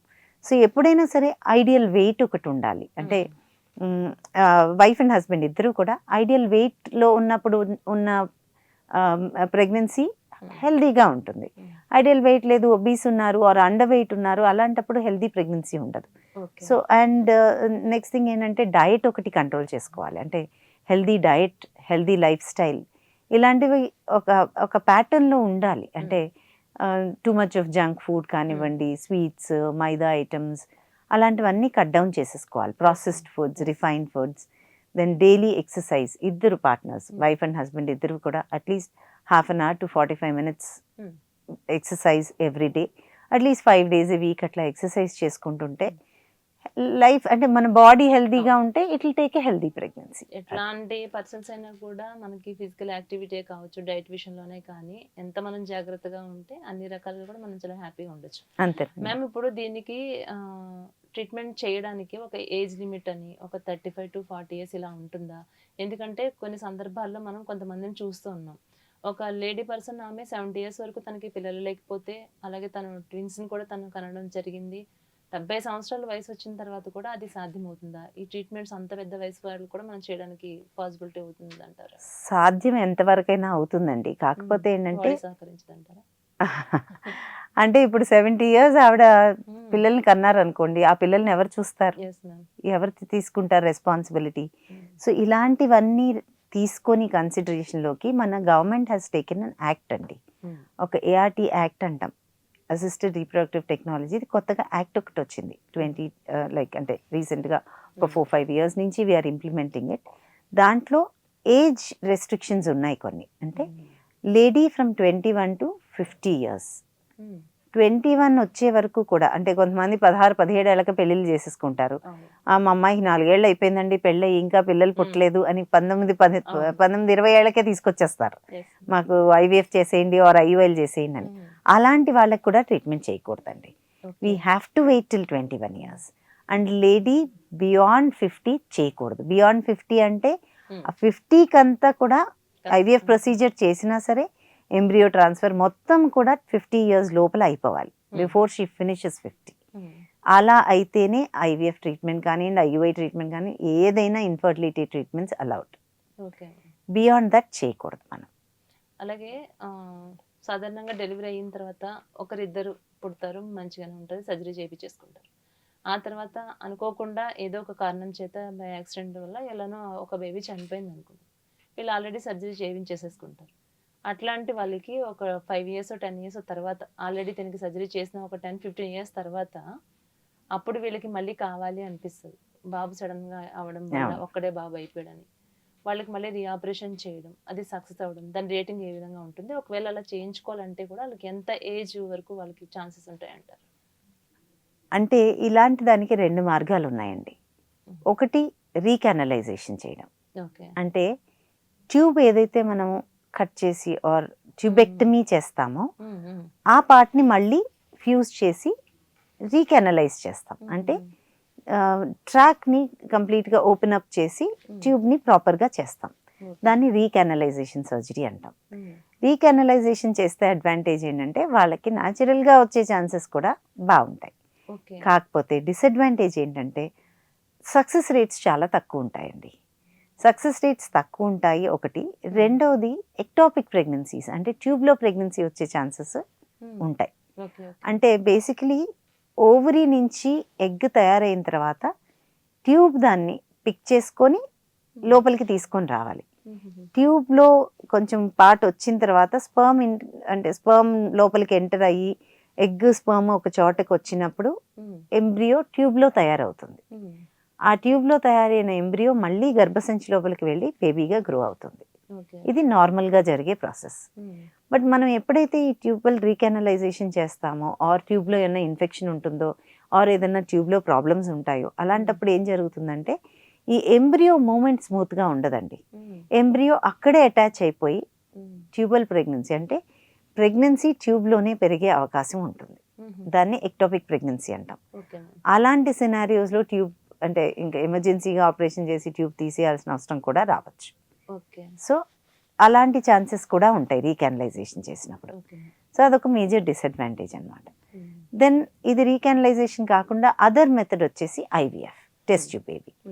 ఐవీఎఫ్ అసలు మేజర్గా ఫస్ట్ స్టార్ట్ అయిందే ట్యూబ్స్ బ్లాక్ ఉన్న పేషెంట్స్ కోసమని. సో ట్యూబ్స్ 2 బ్లాక్ ఉన్న వాళ్ళకి ఏంటంటే ఐవీఎఫ్ ద్వారా కూడా పిల్లలు పుట్టే ఛాన్స్ ఉంటుంది. సో దాంట్లో ఏంటంటే నేను చెప్పినట్లు ఎగ్ లోపలికి ఎంటర్ అవ్వాలి, స్పర్మ్ ఎంటర్ అవ్వాలి, 2 ఎంబ్రియో తయారవ్వాలి. ఈ పార్ట్ అంతా కూడా మనం బయట ల్యాబొరేటరీలో చేస్తున్నాం. అంటే ఎగ్స్ తయారు చేసి ఎగ్స్ని బయటికి తీసుకుంటాము, స్పర్మ్ని బయటికి తీసుకుంటాం, ఎగ్ స్పర్మ్ కలిపి ఎంబ్రియోస్ మనం బయట ల్యాబ్లోనే తయారు చేస్తున్నాం. సో ఆ గ్రో అయిన ఎంబ్రియోస్ అంటే తయారైన ఎంబ్రియోస్ని మనం ల్యాబ్లో ఒక 3 to 5 days పాటు కల్చర్ చేసి అప్పుడు యూట్రస్ లోపలికి పెడతాం. సో ముందు పార్ట్ అంతా ముందు స్టెప్స్ అన్ని మనం బైపాస్ చేస్తున్నాం కాబట్టి ఛాన్సెస్ అంటే మనకి ట్యూబ్స్ అవసరమే లేదు, డైరెక్ట్గా యూట్రస్ లోపలికి ఎంబ్రియోని పెట్టేస్తున్నాం కాబట్టి ఛాన్సెస్ బెటర్గా ఉంటాయి దీంట్లో. అంటే మ్యామ్ అసలు మహిళలు ఈ ట్యూబ్ టెస్ట్ అసలు ఎలా చేస్తారంటారు? ఓకే, ట్యూబ్ టెస్ట్ అంటే ఫస్ట్ బేసిక్ అన్ని క్లియర్ అయిపోయిన తర్వాత ట్యూబ్ టెస్ట్ చేస్తామండి. దాన్ని 2-3 మెథడ్స్గా చేయొచ్చు. ఒకటి హెచ్ఎస్జి అంటాం. హెచ్ఎస్జి అంటే ఏంటంటే ఎక్స్రే సహాయంతో చేస్తాం అన్నమాట. మామూలుగా లోపల పరీక్ష చేసినట్లే చేస్తాము, ఇంటర్నల్ ఎగ్జామినేషన్ లాగా. కింద నుంచి డై పంపిస్తాం, రేడియోపేక్ డై పంపిస్తాం. డై పంపించి ఎక్స్రే తీస్తాం. ఎక్స్రే తీసినప్పుడు ఎక్స్రే 2-3 పార్ట్స్లో తీస్తాం. ఫస్ట్ దాంట్లో ఏంటంటే డై ఎప్పుడైతే యూట్రస్ లోపలికి వెళ్తుందో ఆ టైంలో ఫస్ట్ ఎక్స్రే తీస్తారు. సో యూట్రస్ షేప్ ఎలా ఉంది, క్యావిటీ ఎలా ఉంది, అలాంటి పిక్చర్ తెలుస్తుంది మనకి. సెకండ్ వచ్చేసి ట్యూబ్లోకి ఎంటర్ అయినప్పుడు తీస్తాం. సో ట్యూబ్స్ ఓపెన్ ఉన్నాయా లేదా, అంటే ట్యూబ్ పాత్ అంతా బాగుందా లేదా తెలుస్తుంది. థర్డ్ థింగ్ డిలేడ్ ఫిల్మ్ అంటాం. డిలేడ్ ఫిల్మ్ అంటే ట్యూబ్లోంచి స్పిల్ వచ్చి, అంటే ట్యూబ్స్ ఓపెన్ ఉందా లేదా, బయటికి వచ్చేసిందా లేదా, ఆ పార్ట్ని ఎక్స్రే తీస్తాం. థర్డ్ ఫిల్మ్ అది. సో ఇవన్నీ తెలుస్తాయి. ఇది హెచ్ఎస్జి. ఇంకొకటి ఎస్ఎస్జి అంటాం, సెలైన్ సాల్పింగోగ్రామ్. ఇది అల్ట్రాసౌండ్ బేస్లో చేస్తామండి. సెలైన్ పంపించి అలాగే సేమ్ మెథడ్లోనే చేస్తాం, కాకపోతే సెలైన్ పంపించి స్కాన్ చూస్తాం. స్కాన్ చూసినప్పుడు ఏమవుతుంది, ఇందులో కూడా క్యావిటీ ఎలా ఉంది తెలుస్తుంది టు సమ్ ఎక్స్టెంట్. ట్యూబ్స్ కూడా తెలుస్తుంది. కాకపోతే ఇందులో ఏంటంటే లెఫ్ట్ ట్యూబ్ బాగుందా, రైట్ ట్యూబ్ బాగుందా అనేది మనకు క్లారిటీగా 100% తెలియకపోవచ్చు కొన్నిసార్లు. ఎందుకంటే ట్యూబ్స్ ఓపెన్ ఉన్నాయా లేదా అనేది మనకు తెలుస్తుంది. థర్డ్ మెథడ్ వచ్చేసి ఇలాంటి ఓపీ ప్రొసీజర్స్ కాకుండా లాప్రోస్కోపీ మెథడ్లో. లాప్రోస్కోపీ అంటే మనం కెమెరా అంటే చిన్న హోల్ చేసి అంబిలికస్ దగ్గర బొడ్డు దగ్గర లోపల కెమెరా పెడతాం. కెమెరా పెట్టి కింద నుంచి డై పంపించి చూస్తాం. అంటే సేమ్ టైం దీంట్లో అడ్వాంటేజ్ ఏంటంటే సేమ్ టైం అసలు యూట్రస్ ఎలా ఉంది, ట్యూబ్స్ ఎలా ఉన్నాయి, ఫంక్షనాలిటీ ఎలా ఉంది. అంటే వాటిలో ఏంటంటే ట్యూబ్స్ ఓపెన్ ఉన్నాయా లేదా తెలుస్తుంది, బట్ ఫంక్షనాలిటీ ఎలా ఉంది, ఓవరీస్ ఎలా ఉన్నాయి, ఇవన్నీ కూడా మనకి లాప్రోస్కోపీలో పిక్చర్ తెలుస్తుంది అనమాట. సో ఇలా చేయొచ్చు ట్యూబ్ టెస్ట్. అంటే ఓవరాల్ గా ఇప్పుడు ఈ ట్రీట్మెంట్స్ గురించి మీరు చెప్తున్నారు, మనం అందరం వింటున్నాం. కొంతమంది ఏదైనా హాస్పిటల్కి వెళ్ళాలంటేనే భయపడతారు. అంటే ఒక ఇంజెక్షన్ అంటే కూడా భయపడే వాళ్ళు ఉన్నారు. అట్లాంటి వాళ్ళు ఇలాంటి ట్రీట్మెంట్స్కి అసలు వెళ్ళాలంటేనే పిల్లల మీద ఇష్టం ఉన్నా కూడా ఆ భయంతోనే వాళ్ళు వెళ్ళలేకపోతారు. ఓవరాల్ గా మనకి ఈ ట్రీట్మెంట్ అంత మనకి పెయిన్లెస్ గానే ఉంటుందంటారా, లేకుంటే ఏదైనా పెయిన్ తో కూడుకున్నదంటారా? ఓకే, మామూలుగా నేను చెప్పినట్లు 100 మెంబర్స్లో 70 మెంబర్స్కి మేజర్ ట్రీట్మెంట్స్ ఏమి అవసరం లేదండి. వాళ్ళకి కౌన్సిలింగ్తోనే అసలు ఎప్పుడు ట్రై చేసుకోవాలి, ఏది fertile period, diet, life style ఇలాంటి చేంజెస్తోనే చాలా మంది కన్సీవ్ అయిపోతారు. మోస్ట్ ఆఫ్ ద పీపుల్ ఏంటంటే రావడానికి హెసిటేట్ చేసి వాళ్ళకి ఇన్ఫర్మేషన్ తెలియక ఏదో అంటే వాళ్ళు కరెక్ట్ టైంలో ట్రై చేయక అలా ప్రెగ్నెన్సీలు రాకపోవడం ఎక్కువ శాతం కేసెస్ ఉంటాయి. దెన్ తర్వాత పర్సంటేజ్ మోస్ట్లీ టాబ్లెట్స్తో అయిపోతాయి. టాబ్లెట్స్ అంటే కొంతమందికి పాలిసిస్టిక్ ఓవరీస్ ఉంటాయి, or some sort of egg ఫార్మేషన్లో ప్రాబ్లమ్స్, హార్మోన్ ప్రాబ్లమ్స్ ఉంటాయి. అలాంటి వాటికి చిన్నపాటి టాబ్లెట్స్ ఇస్తేనే చాలా మందికి ఎగ్ ఫార్మేషన్ వస్తుంది, ప్రెగ్నెన్సీలు కూడా వచ్చేస్తుంటాయి. తర్వాత లాస్ట్ ఐయుఐ అంటే నార్మల్గా ఇంటర్నల్ ఎగ్జామినేషన్ ఎలా ఉంటుందో అలాగే ఉంటుందండి. ఇది పెయిన్ఫుల్ ప్రొసీజర్ కాదు. బట్ ట్యూబ్ టెస్ట్ చేసేటప్పుడు కొంతమంది కొద్దిపాటి పెయిన్ ఉంటుంది, కొద్దిపాటి డిస్కంఫర్ట్, పెయిన్ డెఫినెట్గా ఉంటుంది. ఐయుఐ ప్రొసీజర్ పర్సే పెయిన్ ఉండదు. ఐవీఎఫ్లో వచ్చేసి మనము ఎగ్స్ ఫామ్ చేయడానికి ఇచ్చే ఇంజెక్షన్స్ రోజు ఇస్తాం కాబట్టి ఆల్మోస్ట్ ఒక 10 to 12 days ఇంజెక్షన్స్ తీసుకోవాల్సి ఉంటుంది. వాళ్ళు రోజు ఇస్తాం కాబట్టి ఆ ఇంజెక్షన్ భయం ఉన్న వాళ్ళు కొద్దిపాటి డిస్కంఫర్ట్ డెఫినెట్గా ఉంటుంది. బట్ ఎగ్ తయారైన తర్వాత పికప్ అంటే మనం ఎప్పుడైతే ఎగ్స్ బయటికి తీసుకుంటామో ఆ పికప్ అంతా కూడా అండర్ ఎనస్థీజియా జరుగుతుంది, జనరల్ ఎనస్థీజియాలో జరుగుతుంది. సో వాళ్ళకి ఏం పెయిన్ తెలియదు. అండ్ ఎంబ్రియో ట్రాన్స్ఫర్ వచ్చేసి ఎనస్థీజియా ఇవ్వము, నార్మల్గానే ట్రాన్స్ఫర్ చేస్తాం, కానీ అది సింపుల్ ఎగ్జామినేషన్ లానే ఉంటుంది. సో బై అండ్ లార్జ్ పెద్ద పెయిన్ఫుల్ ప్రొసీజర్స్ ఏం కాదండి. బట్ ఏంటంటే ఇంజెక్షన్ కూడా భయము అన్న వాళ్ళకి కొంచెం ఉంటుంది. అది అలాగే అయ్యే ట్రీట్మెంట్ గురించి చెప్పండి. ఓకే, ఐయుఐ అంటే ఇంట్రా యూటరైన్ ఇన్సెమినేషన్ అండి. ఇది మెయిన్లీ ఎవరికి చేస్తాము అంటే మేల్ ఫ్యాక్టర్లో అంటే స్పర్మ్ ఫ్యాక్టర్స్లో ఏదైనా చిన్నపాటి ప్రాబ్లమ్స్ ఉన్నాయి, స్పర్మ్ కదలికలో ప్రాబ్లం ఉంది, ఆర్ కౌంట్ కొద్దిపాటి తక్కువగా ఉంది, అలాంటి వాళ్ళకి ఏం చేస్తామంటే స్పర్మ్స్ బయట కలెక్ట్ చేసి వాష్ చేసి బాగా కదులుతున్న స్పర్మ్స్ని సపరేట్ చేస్తాం. ఒక థిన్ నీడిల్ అంటే థిన్ సిరంజ్ లాంటి దాంతో ఆ సిరంజ్తో మనం స్పర్మ్స్ని యూటరస్ లోపలికి ఇంజెక్ట్ చేస్తాం. ఎప్పుడైతే ఎగ్ రిలీజ్ అయ్యి కరెక్ట్ ప్లేస్లోకి వస్తుందో ఆ టైంలో ఈ స్పర్మ్ ఇంజెక్ట్ చేయడం వల్ల మనకి ఛాన్సెస్ బెటర్గా ఉంటాయి. అదర్ ఫ్యాక్టర్స్ అంటే మనం ఈ ఐయుఐ ఇంకెందుకు చేస్తాము అంటే సర్వైకల్ ఫ్యాక్టర్స్. కొంతమందికి ఏంటంటే బయట నుంచి వచ్చే ద్వారం కానివ్వండి, వెజైనా ద్వారం దగ్గర, సర్విక్స్ దగ్గర ఇలాంటి కొన్ని ఫ్యాక్టర్స్ వల్ల ఇంటర్ కోర్స్లో ప్రాబ్లం ఉండడం వల్ల కానివ్వండి, ఆర్ యాంటీస్పర్మ్ యాంటీబాడీస్ అంటాం, అంటే స్పర్మ్ డిపాజిట్ అవుతూనే కిల్ అయిపోవడం వల్ల కానివ్వండి, అలాంటి వాటి వల్ల ప్రాబ్లమ్స్ ఉంటే ఈ ఐయుఐ హెల్ప్ అవుతుందండి. ఓకే, అలాగే దీర్ఘకాలిక సమస్యలతో చాలా మంది బాధపడుతూ ఉంటారు. హెచ్ఐవి ఇలాంటి పేషెంట్స్ కూడా మనం చూస్తూ ఉంటాం, కానీ వాళ్ళకి కూడా పిల్లలు కావాలని ఆశగా ఉంటుంది. అంటే వాళ్ళు ట్రీట్మెంట్స్ చేయించుకుంటే వాళ్ళకి ఏదైతే ప్రాబ్లం ఉందో అది పిల్లల్లో వచ్చే అవకాశం ఉంటుందంటారా? టెక్నాలజీ ఏమైనా పెరిగిందా? భయపడాల్సిన అవసరం లేకుండా వాళ్ళు కూడా ఇలాంటి ట్రీట్మెంట్స్ చేయించుకోవచ్చు అంటారు? ఓకే, హెచ్ఐవి, హెపటైటిస్ బి ఇలాంటివి ఏంటంటే ట్రాన్స్మిటెడ్ డిసీజెస్ అండి. అంటే పేరెంట్స్కి ఉంటే పిల్లలకు కూడా వచ్చే ఛాన్స్ ఉంటుంది, ఆర్ వైఫ్కి ఉంటే హస్బెండ్కి వచ్చే ఛాన్స్ ఉంటుంది, హస్బెండ్కి ఉంటే వైఫ్కి వచ్చే ఛాన్స్ ఉంటుంది. ఇలాంటి కండిషన్స్లో ఏం చేస్తామంటే ఒకటి వాళ్ళ వైరల్ లోడ్ ఎలా ఉంది, అంటే వాళ్ళ సిచ్యువేషన్ ఎలా ఉంది ఇప్పుడు, అంటే యాక్టివ్ డిసీజ్ ఉందా లేకపోతే సబ్సైడెడ్గా ఉందా, నార్మల్గానే కానివ్వచ్చు, వాళ్ళ లైఫ్ స్టైల్ హెల్దీగా ఉండడం వల్ల కానివ్వచ్చు, ఆర్ మెడికేషన్ వల్ల కానివ్వచ్చు వాళ్ళ వైరల్ లోడ్ తగ్గుతుంది చాలా వరకు. సో వైరల్ లోడ్ తక్కువ మినిమం ఉండేటట్లుగా మనం చూసుకోవాలి. ఫస్ట్ థింగ్ హెల్దీ అంటే హెచ్ఐవి ఉన్న వాళ్ళందరికీ డిసీజ్ ఉందని కాదండి. హెచ్ఐవి అంటే వైరల్ ఇన్ఫెక్షన్ ఉంది, తర్వాత నెక్స్ట్ లెవెల్ ఇస్ ఎయిడ్స్ అంటే disease proper full blown disease ఉందా లేదా. సో ఇన్ఫెక్షన్ వచ్చినంత మాత్రాన వాళ్ళకి మేజర్గా హెల్త్ ప్రాబ్లమ్స్ పెద్దగా ఉండకపోవచ్చు. సో అలా ఎలా ఉంది, వైరల్ లోడ్ ఉందా, జనరల్ కండిషన్ ఎలా ఉంది, హెచ్ఐవి అయినా హెపటైటిస్ బి అయినా జనరల్ కండిషన్ ఎలా ఉంది, సో ఇలాంటివి ఏమైనా ఉన్నాయా చూస్తాం. వీలైనంత వరకు ప్రెగ్నెన్సీ ప్లాన్ చేసుకునే ముందు వైరల్ లోడ్ మినిమం ఉండేటట్లుగా చూస్తామండి. యాంటీరెట్రోవైరల్ థెరపీ కానివ్వండి, అంటే యాంటీవైరల్ మెడికేషన్ ఇచ్చి వైరల్ లోడ్ మినిమం ఉండేటట్లుగా చూసుకుంటాం. అది చెయ్యాలి. సెకండ్ థింగ్ ఏంటంటే ఒకవేళ హస్బెండ్కి ఉంటే వైఫ్ని, వైఫ్కి ఉంటే హస్బెండ్ని ప్రొటెక్టెడ్ ఇంటర్కోర్సే ఉండేటట్లుగా చెప్తాం.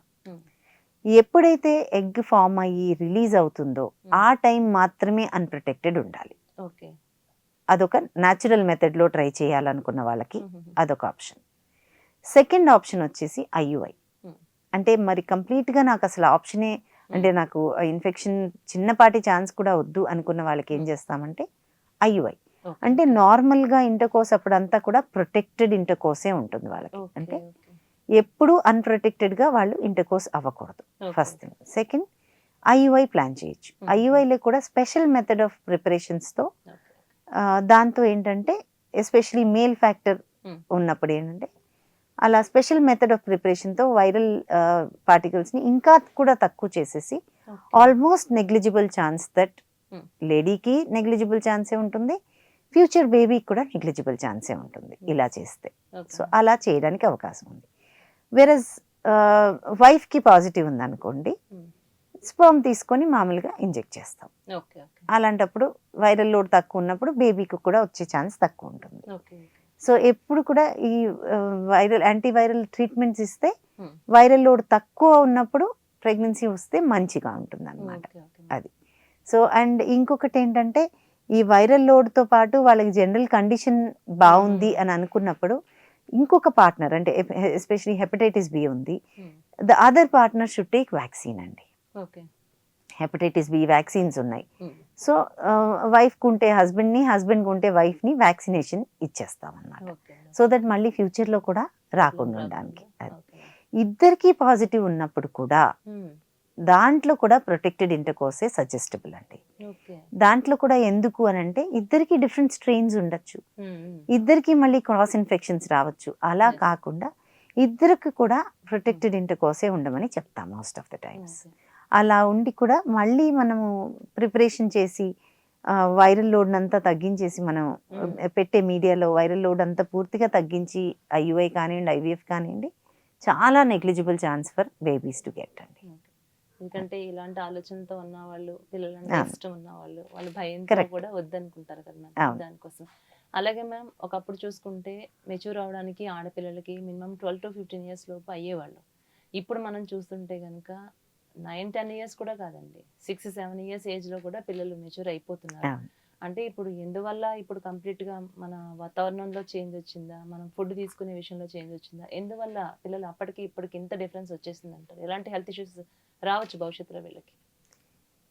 థింగ్ ఏంటంటే అసలు పీరియడ్ ఎందుకు వస్తుంది అని అంటే హార్మోన్స్ కరెక్ట్గా అంటే మన అప్పర్ స్టోరీ నుంచి ఒక సిగ్నల్ వస్తుందండి. ఓకే, హార్మోన్స్ అంటే మన అప్పర్ స్టోరీ నుంచి స్టిమ్యులేషన్ వస్తేనే కదా ఓవరీస్ పనిచేస్తాయి. సో మన బ్రెయిన్ నుంచి సిగ్నల్ వచ్చి ఓకే స్టార్ట్ ఫంక్షనింగ్ అన్నప్పుడే ఓవరీ స్టార్ట్ ఫంక్షన్ చేస్తాయి. అది ఎలా వస్తుంది అని అంటే హార్మోన్స్ ట్రిగర్ అయితే వస్తుంది. సో ఆ హార్మోన్స్ మనము బాడీలో కాకుండా బయట నుంచి ఏదైనా హార్మోన్ సోర్స్ ఉంది, అలాంటప్పుడు త్వరగా వచ్చేస్తుంది కదా. సో మన బాడీలో ఉండే హార్మోన్స్ని పని చేసే అంత టైం కూడా ఇవ్వకుండా మనం బయట నుంచి హార్మోన్స్ పెట్టామనుకోండి, అది ఎలా వస్తుంది? మనం ఎందుకు తీసుకుంటాం తెలిసి అయితే తీసుకోం కదా. మరి ఎలా వస్తుంది, ఎలా ఎంట్రీ అవుతుంది అని అంటే ఇప్పుడు మనం ఫుడ్ తినేది అడల్టరేటెడ్. మనం ఎంత ఆర్గానిక్ అనుకున్నా సాయిల్లో ఆర్గానిక్ అంటే సాయిల్లో సత్తువు లేని ఆర్గానిక్ ఎలా వస్తుంది? సో అది ఆర్గానిక్ అవ్వట్లేదు. సెకండ్ థింగ్ మనం తీసుకునే మిల్క్ దగ్గర నుంచి, పౌల్ట్రీ దగ్గర నుంచి అన్నిట్లోనూ ఫ్రూట్స్ దగ్గర నుంచి ఎగ్జాక్ట్లీ అన్ని కల్తీ. అన్నిట్లోనూ హార్మోన్స్ ఇచ్చేస్తున్నారు. ఎస్పెషలీ మనకి చికెన్ ఉంటుంది, చికెన్ తొందరగా పెరగాలంటే ఏం చేస్తారు, Inject హార్మోన్స్ చేస్తున్నారు. ఇచ్చేస్తారు. అవును. అలా ఉన్నప్పుడు అది ఎక్కడికి వెళ్తుంది, మన బాడీలోకే వెళ్తుంది. ఉమ్. సో మన బాడీలో మిల్క్ ఉంది, ఉమ్. సో మిల్క్ ఉన్నప్పుడు ఏంటంటే ఎస్పెషలీ బయట కంట్రీస్లో ఉందనుకోండి, వాళ్ళకి టిన్స్లో దొరుకుతాయి, క్యాన్స్లో దొరుకుతాయి. ఉమ్. వాళ్ళు ఏంటంటే పూర్తిగా బాయిల్ కూడా చేసుకోరు మిల్క్, ఉమ్. వేడి చేసుకున్నాం తాగేసాం అలా ఉంటుంది. ఉమ్. అలా కాకుండా బాయిల్ చేస్తే చాలా వరకు ఈ హార్మోన్స్ కొంతవరకు సబ్సైడ్ అయ్యే ఛాన్స్ ఉంటుంది. అంటే మిల్క్ని బాగా మరగబెట్టి తాగామనుకోండి పెద్ద అంత ఇబ్బంది ఉండకపోవచ్చు, బట్ ఈ అబ్నార్మల్ హార్మోన్స్ ఒక సోర్స్ అండి. ఉమ్. రెండవది junk food.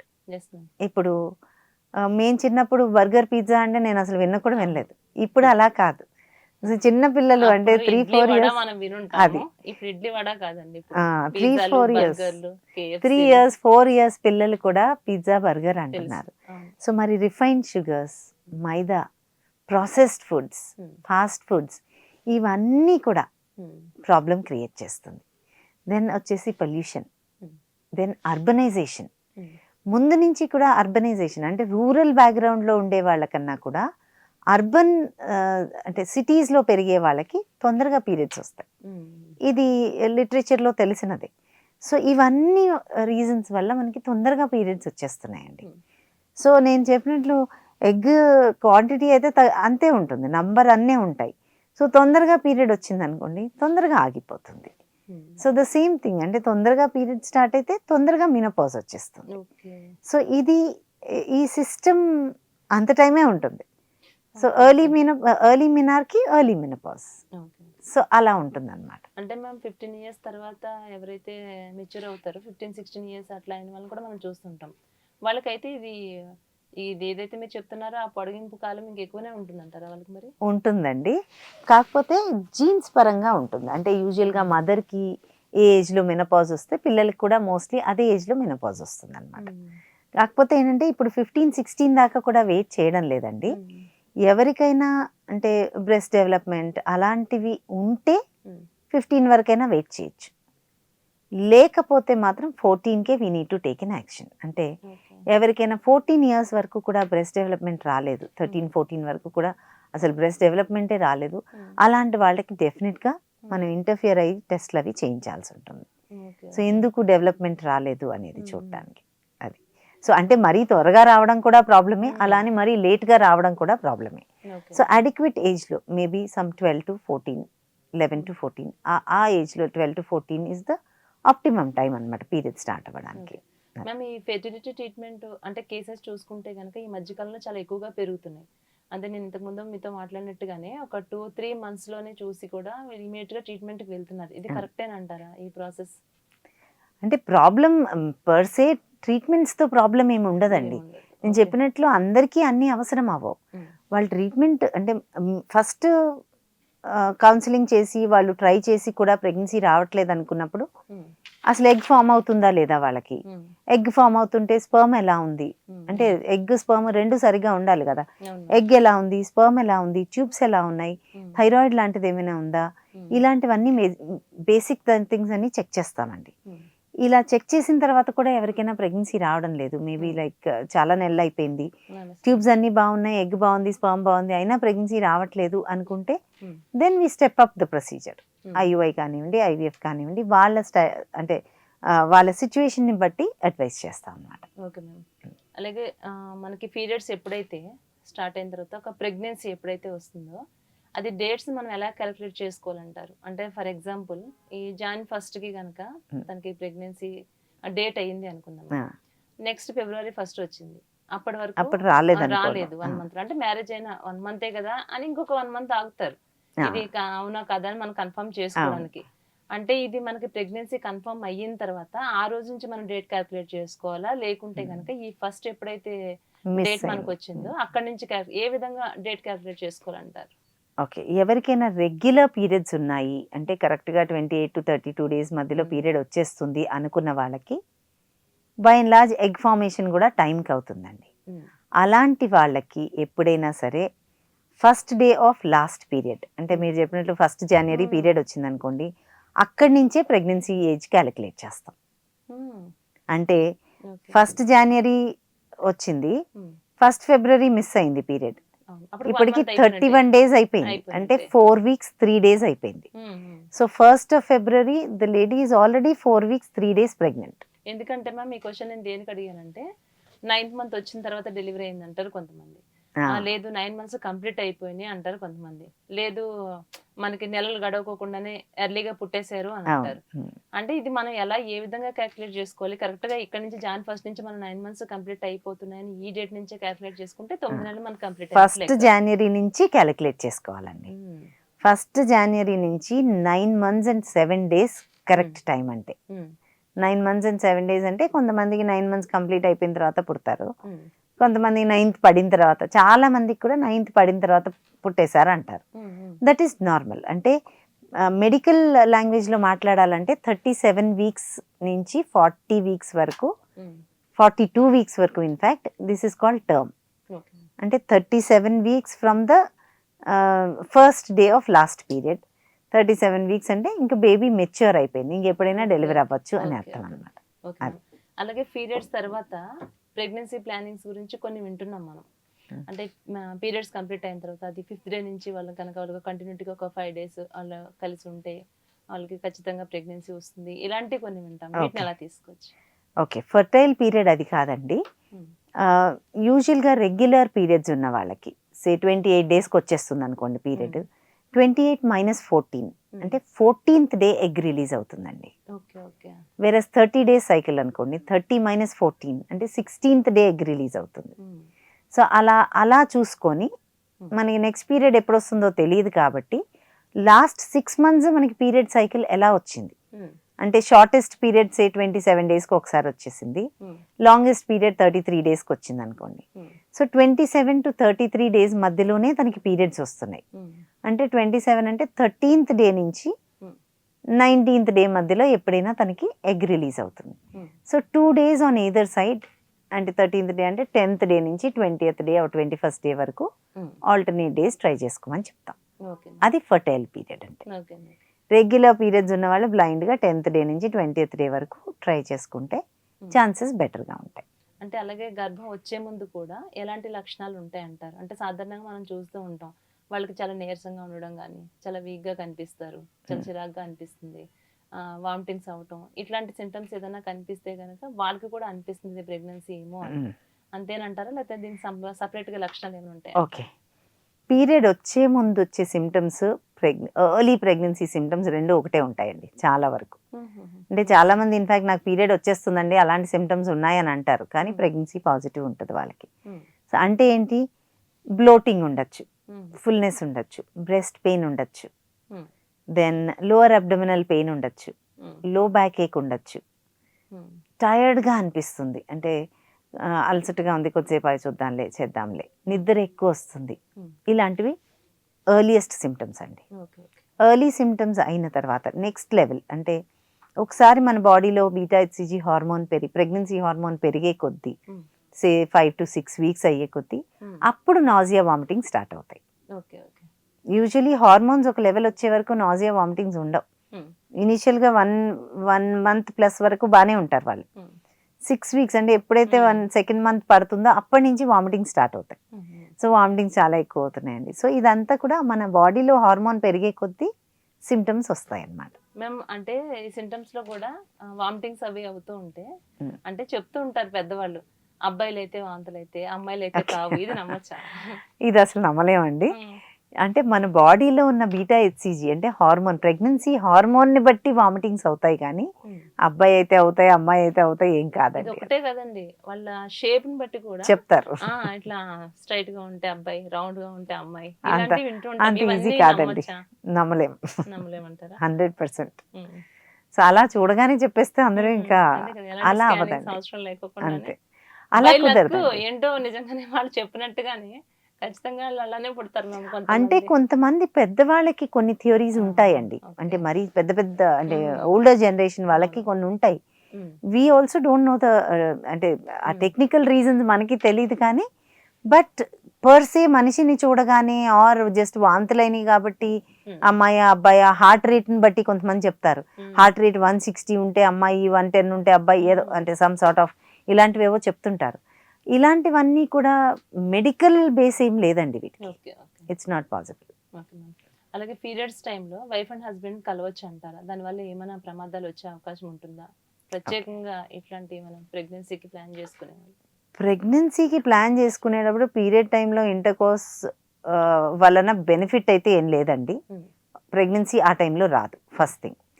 Second thing, periods అనేది కొంచెం ఇట్ ఈస్ నథింగ్ బట్ మనం యూట్రస్ లోపల ఉన్న ఎక్సెస్ బ్లడ్, అన్హెల్దీ బ్లడ్ అదంతా బయటికి వచ్చే టైం కాబట్టి కొద్దిపాటి ఆ టైంలో కొంచెం ఇమ్యూనిటీ కూడా తక్కువ ఉంటుంది, డల్గా ఉంటారు, వీక్గా ఉంటారు లేడీస్.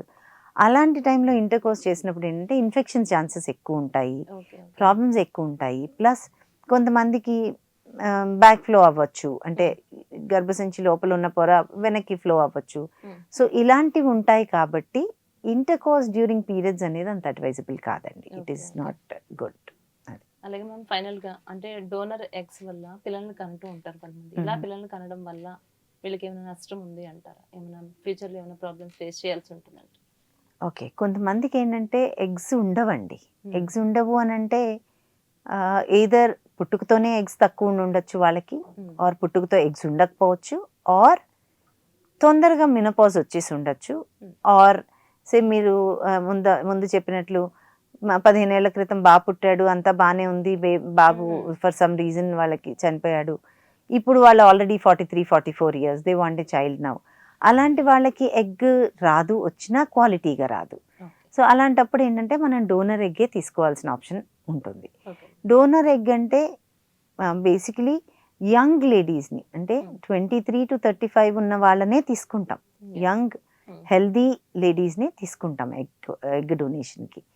యూజువలీ వీళ్ళ ఫిజికల్ క్యారెక్టరిస్టిక్స్, వాళ్ళ ఫిజికల్ క్యారెక్టరిస్టిక్స్ ఒకటిగా ఉండేటట్లుగా తీసుకుంటారు.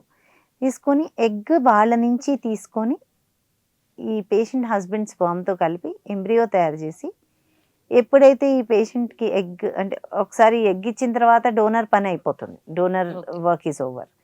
సో ఈ లేడీకి యూట్రస్ లోపల లేయర్ గ్రో చేసి ఈ ఎంబ్రియోని మనం పెడతాం.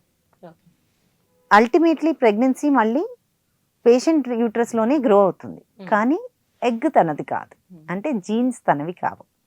ఓకే, సో అఫ్కోర్స్ కొన్ని టైప్ ఆఫ్ టెస్ట్లన్నీ చేయిస్తాం. అంటే ఏంటి, వాళ్ళకి ఏమైనా క్రోమోజోమల్ ప్రాబ్లమ్స్ ఉన్నాయా, లేకపోతే ఇంకేమైనా జెనెటిక్ కండిషన్స్ ఉన్నాయా, అలాంటివి కొన్ని చెక్ చేస్తాం. బట్ అలా అని ఫ్యామిలీ హిస్టరీలో ఏముంది, వాళ్ళకి ఎప్పుడో అంటే జనరేషన్స్లో ఏమైనా ప్రాబ్లమ్స్ ఉన్నాయా, అలాంటివి మనకు తెలియదు కదా, ఒకటి. రెండోది ఏంటంటే పర్సే డోనర్ ఎగ్ తీసుకున్నంత మాత్రాన మేజర్గా ప్రాబ్లమ్స్ ఏమి అవ్వవు. కానీ లేడీ ఆల్రెడీ 35-40 దాటిన లేడీ ఉంటారు కాబట్టి దానివల్ల కాంప్లికేషన్స్ డ్యూరింగ్ ప్రెగ్నెన్సీ ఉంటాయి. అంటే మదర్ ఏజ్ వల్ల ఉంటుంది, కానీ డోనర్ ఎగ్ తీసుకున్నందువల్ల ఉండదు. అది ఒకప్పుడుతో కంపేర్ చేస్తే ఇప్పుడు ఆడపిల్లలకి మ్యారేజెస్ అనేది మినిమం 25 years వరకు ఖచ్చితంగా వాళ్ళ చదువులు కానీ వాళ్ళ జాబ్లు కానీ అందరూ ఆగుతున్నారు, ఆలోచిస్తున్నారు. కరెక్ట్గా అసలు రైట్ టైం ఒక ఆడపిల్లకి మ్యారేజ్ చేయాలంటే ఏ టైం రైట్ టైం అంటారు? ఏ టైంలో వాళ్ళ పిల్లల కంటే ఆ పిల్లలు హెల్దీగా ఉంటారు? Okay, best time to have pregnancy అంటే 25 to 30 years అండి. 25 to 30 బెస్ట్ టైం అది. అంటే 20 to 30 is fine, but after 25 అయితే అట్లీస్ట్ వాళ్ళ ఫిజికల్ బాడీలీ గ్రోత్ బాగుంటుంది, వాళ్ళ జనరల్ స్టెబిలిటీ అంటే జనరల్ ఫిజికల్ స్ట్రెంగ్త్ కానివ్వండి, ఇవన్నీ బాగుంటాయి. కాబట్టి ideal ages around 25 to 30 years అనమాట. సో దాని ప్రకారంగానే ప్లాన్ చేసుకోమని చెప్తాం. ఓకే, 18 to 25 మధ్యలోనే ఒకవేళ పిల్లల్ని కనుక చిల్డ్రన్స్ పుడితే ఆ పిల్లలు హెల్దీగానే ఉంటారంటారా? అంటే మరీ టీనేజ్ ప్రెగ్నెన్సీలో ఎలా ఉంటుందంటే పిల్లలు ఇంకా ఒక ఏజ్ వచ్చే వరకు కూడా వాళ్ళ జనరల్ స్టెబిలిటీ రాదు. ఈ ఇనీషియల్ పార్ట్ ఆఫ్ పీరియడ్స్ వచ్చినప్పుడు కొంతమందికి హెవీగా ఉంటుంది పీరియడ్స్, హిమోగ్లోబిన్ తక్కువ ఉంటుంది, అనీమియా లాంటి ప్రాబ్లమ్స్ ఉండొచ్చు, వాళ్ళకి న్యూట్రిషనల్ డెఫిషియన్సీస్ ఉండొచ్చు. ఇలాంటివి ఉండడం వల్ల జనరల్గా కూడా అంటే త్రూ ప్రెగ్నెన్సీ ఆల్సో వాళ్ళకి కొన్ని కాంప్లికేషన్స్ రావచ్చు. మరీ ఎర్లీ ప్రెగ్నెన్సీస్ ఉన్న వాళ్ళకి ఏంటంటే వాళ్ళకి ఈ ప్రెగ్నెన్సీ ద్వారా అంటే through the course of pregnancy BP లాంటివి వచ్చే ఛాన్స్ ఉంటుంది. ఇలాంటివి కూడా ఉంటాయి. అందుకని మరీ యంగ్ గర్ల్స్ అంటే బిలో 21 అయితే ప్రెగ్నెన్సీకి అడ్వైస్ చేయమండి వాళ్ళు వచ్చి అడిగితే. చాలా మంది ప్రెగ్నెన్సీలో ఆటోమేటిక్గా వచ్చేస్తుంటాయి, కానీ అడిగి అంటే when they ask for advice definitely not below 21 years.